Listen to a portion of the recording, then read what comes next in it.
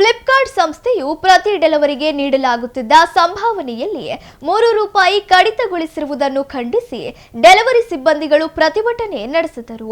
ನಗರದ ಡಿಸಿಎಂ ಕಚೇರಿ ಮುಂಭಾಗ ಜಮಾಯಿಸಿದ ನೂರಾರು ಡೆಲಿವರಿ ಸಿಬ್ಬಂದಿಗಳು ತಮ್ಮ ಕೆಲಸವನ್ನು ಸ್ಥಗಿತಗೊಳಿಸಿ ಆಕ್ರೋಶ ವ್ಯಕ್ತಪಡಿಸಿದರು.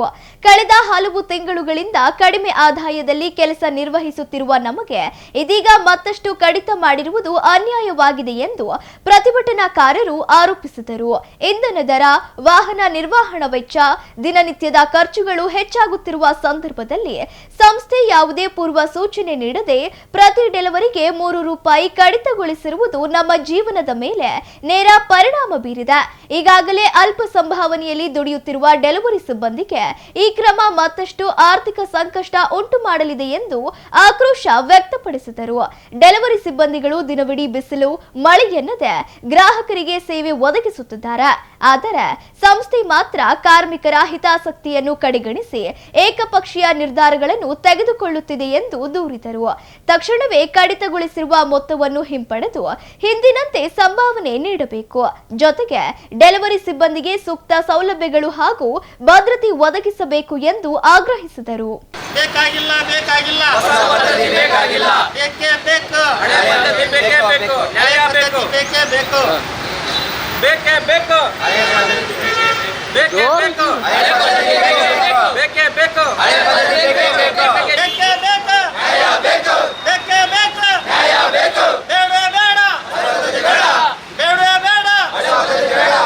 ಸರ್, ಈ ಕಾರ್ಟಿಂದ ಅಂತ ಇದು ಫ್ಲಿಪ್ಕಾರ್ಟಿಂದ ಈ ಕಾರ್ಟಿಂದ ಆಫೀಸು ಡೆಲಿವರಿ ಬಾಯ್ಸ್ ನಾವೆಲ್ಲ ಈ ಕಾರ್ಟ್ ಡೆಲಿವರಿ ಬಾಯ್ಸು. ನಮಗೇನಾಗ್ತಿದೆ ಅಂದರೆ ಒಂದು ಶಿಪ್ಮೆಂಟಿಗೆ ₹16 ಅನ್ನೋ ಥರ ಡೆಲಿವರಿಗೆ ಒಪ್ಕೊಂಡು ಕೆಲಸ ಮಾಡ್ತಾಯಿದ್ದೀವಿ ಸರ್. ಇಲ್ಲಿ ಇದ್ದಕ್ಕಿದ್ದಂಗೆ ಈಗಿನ ಪರಿಸ್ಥಿತಿಯಲ್ಲಿ ದಿನಸಿ ರೇಟ್ ಆಗಲಿ, ಪೆಟ್ರೋಲ್ ರೇಟ್ ಆಗಲಿ ಎಲ್ಲ ಜಾಸ್ತಿ ಇರೋದ್ರಿಂದ ನಾವೇ ಜಾಸ್ತಿ ಕೇಳಬೇಕು ಅವ್ರ ಹತ್ರ, ಜಾಸ್ತಿ ಮಾಡಿಕೊಡಿ ಅಂತಾರಲ್ಲಿ ನಾವು ಕೇಳಿಲ್ಲ. ಅವ್ರು ಇದ್ದಕ್ಕಿದ್ದಂಗೆ ಇರೋ ರೇಟ್ ಕಾರ್ಡ್ನೇ ಕಡಿಮೆ ಮಾಡಿಕೊಟ್ರೆ ಬದುಕೋದು ಕಷ್ಟ ಆಗ್ತಾಯಿದೆ ಸರ್. ನಮ್ಗೆ ಹಳೆ ರೇಟ್ ಕಾರ್ಡ್ನೇ ಜಾಸ್ತಿ ಅಂದರೆ ಏನಿದೆ ಅದನ್ನು ಕೊಡಿ ಅಂತ ಕೇಳ್ತಾ ಇದ್ದೀವಿ. ಅದನ್ನು ಅವರು ಒಪ್ಕೊಳ್ತಾ ಇಲ್ಲ. ಇದಕ್ಕೆ ಸಂಬಂಧಪಟ್ಟಿರೋರು ಯಾರೇ ಇರಲಿ ಒಂದು ಸ್ವಲ್ಪ ನಮಗೆ ಅದನ್ನು ನ್ಯಾಯ ಒದಗಿಸ್ಕೋಬೇಕಾಗಿ ಅಂತ ಕೇಳ್ಕೊಳ್ತಾ ಇದ್ದೀವಿ ಸರ್. ಸರ್, ಆ್ಯಕ್ಚುಲಿ ಈಗ ₹16 ಇತ್ತು. ಒಂದು ಶಿಪ್ಮೆಂಟ್ ಡೆಲಿವರಿ ಮಾಡಿದರೆ ₹16 ಕೊಡ್ತಾಯಿದ್ರು ನಮಗೆ. ಅದನ್ನು ಬಿಟ್ಟರೆ ಈಗ ಕನ್ವರ್ಷನ್ ಲೆಕ್ಕದಲ್ಲಿ ಬೇರೆ ರೀತಿಯಲ್ಲಿ ಚೇಂಜಸ್ ಇತ್ತು, ಒಂದು ಪೈಸೆ ಲೆಕ್ಕದಲ್ಲಿ ಚೇಂಜಸ್ ಇತ್ತು ಸರ್. ಈಗ ನೋಡಿದರೆ ಇದ್ದಕ್ಕಿದ್ದಂಗೆ ₹3-4 ಕಡಿಮೆ ಮಾಡಿದ್ದಾರೆ. ಇದ್ದಕ್ಕಿದ್ದಂಗೆ ಒಂದು ಪಾರ್ಸಲಿಗೆ 3-4 ಅಂದರೆ ₹10 12 ₹13 ಅಷ್ಟೇ ಸಿಗ್ತಾ ಇದೆ ನಮಗೆ. ಅದರಲ್ಲಿ ಏನೂ ಸಿಗೋದಿಲ್ಲ, ನಮಗೆ ಬದುಕೋಕ್ಕೆ ಆಗೋದಿಲ್ಲ. ಬಂದಿದ್ದು ದುಡ್ಡು ಅಲ್ಲಿಗೆ ಆಗ್ತಾಯಿದೆ. ಇನ್ನೇನು ಬದುಕೋಣ ಸರ್?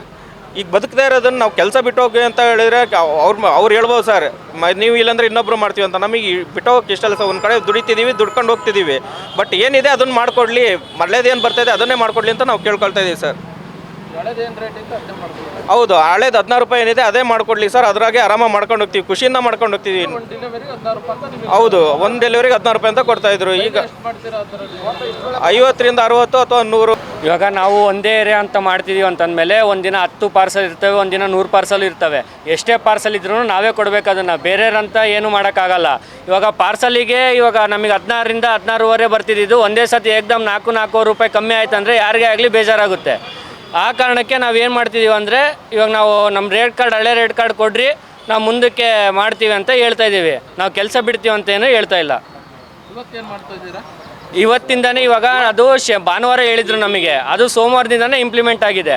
ಆ ಕಾರಣಕ್ಕೆ ನಮಗೆ ಅದು ನಿನ್ನೆ ಪೇಮೆಂಟ್ ಗೊತ್ತಾಗಿದೆ. ನಿನ್ನೆ ನಾವು ಇವತ್ತು ಮಾಡಿದ್ದೀವಿ, ನೆಕ್ಸ್ಟ್ ಡೇ ಸಂಜೆ ಗೊತ್ತಾಗುತ್ತೆ ಏನು ಪೇಮೆಂಟ್ ಬಂದಿದೆ ಅಂತ. ಅದು ಗೊತ್ತಾದಾಗಿಂದ ಅದಕ್ಕೆ ನಾವು ಇವತ್ತು ರೂಟ್ ಮಾಡಲ್ಲ ಅಂತ ಹೇಳ್ತಾ ಇದ್ದೀವಿ ಅಷ್ಟೇ. ಪ್ರತಿಭಟನೆ ಅಂತ ಏನಿಲ್ಲ ಸರ್. ಇವಾಗ ನಾವು ಕೆಲಸ ಸ್ಥಗಿತ ಮಾಡಿದೀವಿ ಅಷ್ಟೇ. ರೇಟ್ ಕಾರ್ಡ್ ಚೇಂಜಸ್ ಆಗೋರು ಕೆಲಸ ಮಾಡಲ್ಲ ಅಂತ ಹೇಳಿದೀವಿ ಅಷ್ಟೇ.